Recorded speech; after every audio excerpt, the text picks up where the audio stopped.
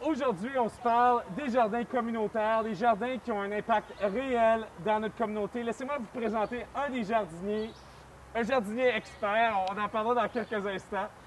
Stephen Quinlan, qui est résident ici à Wiggins, dans le logement communautaire Ottawa. Stephen, bon matin! Ah, merci d'être venu, Mathieu. Il fait beau, le soleil est là, il fait un petit peu chaud.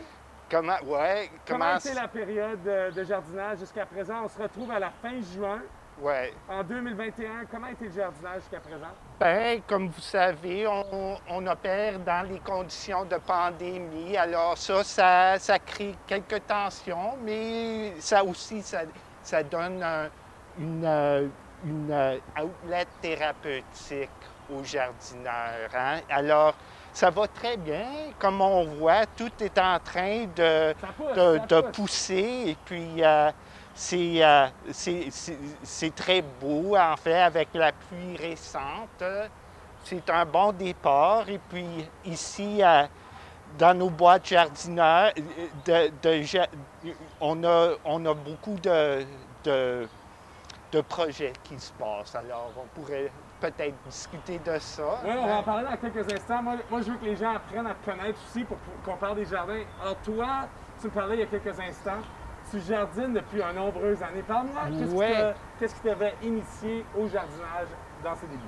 Bien, comme j'ai dit, j'ai commencé à l'an 2000. Moi, je suis... C'est la 21e saison. 20 ans. Moi, durant ma jeunesse, j'étais affligé de plusieurs maladies chroniques et puis une condition psychiatrique qui a voulu être gérée d'une façon où je pourrais bien, reprendre ma vie, disons. Alors, quand j'étais à l'hôpital, mon infirmière, elle était quelqu'un qui jardinait beaucoup. Elle avait beaucoup de plantes dans son bureau.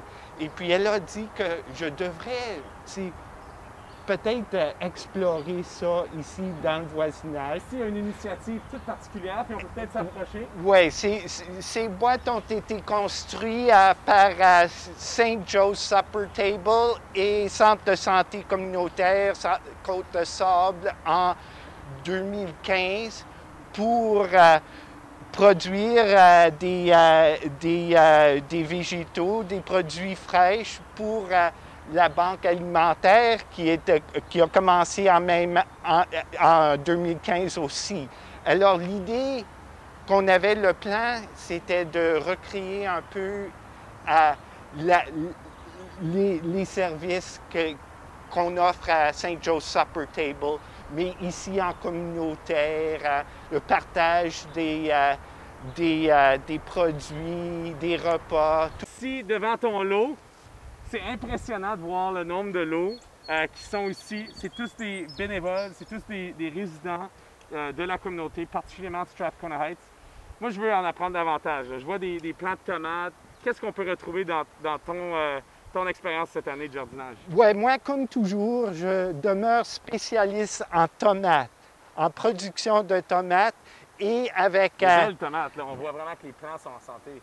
Oui, ils vont très bien. C'est depuis, comme j'ai dit, la pluie apporte de la joie, de la beauté et de la santé. Hein? Vraiment, parce que c'était assez... le printemps était sec. Très sec, oui. Mais là, avec les pluies, tout est content. Moi, j'ai un petit jardin chez moi. Ouais. Puis je me casse toujours la tête parce que les écureuils, les marmottes en mangent beaucoup. Ouais. C'est quoi le truc?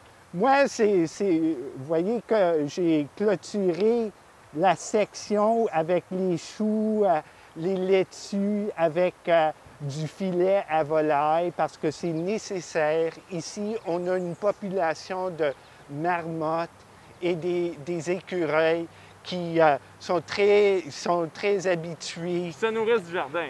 Depuis des générations. Hein? Alors, il faut protéger.